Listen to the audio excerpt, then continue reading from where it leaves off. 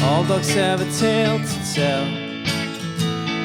You can't always hear them, but they wag the tails. Hi, my name is Marianne, and I'd like to introduce you to Grace, the Greyhound. Very interesting story how we came to find Grace.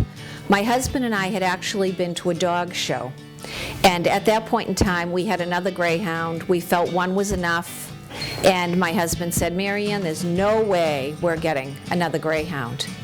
So we come upon a table at this dog show, and they were talking about service dogs, and they had done an experiment and trained Grace as a service dog, and it didn't work out.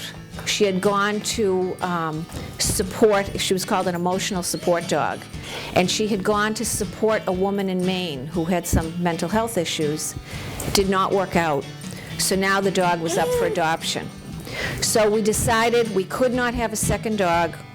We went home. I kept a magnet, put it on my refrigerator from the service organization, and she likes this story. And a few months later, our other Greyhound died very suddenly. So the day after we lost our Greyhound, my husband said, what do you think? So we called to see if Grace was still available, and she was.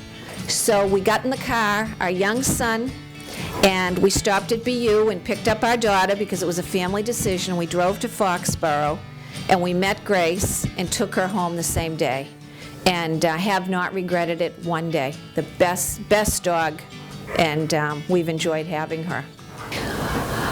Well, Grace is extremely intuitive. I think because she was trained as an emotional support dog, and again, it's very unusual for a Greyhound to be a service dog. Anytime you express any emotion, she is right there.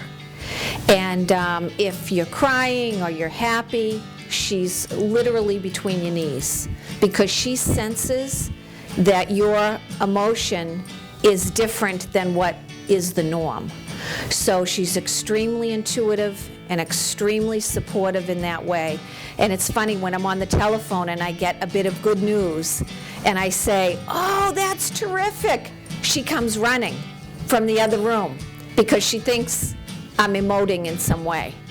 So that would be probably her most interesting characteristic. I wouldn't say Grace has a lot of talents. She is definitely emotionally intuitive, as I had stated before. We took her to training, to dog school, if you will, to try and get her to sit and come and obey basic commands. And the bottom line is she's untrainable. She does almost nothing that you tell her to do. And we tried to get her to sit. And Greyhounds don't sit.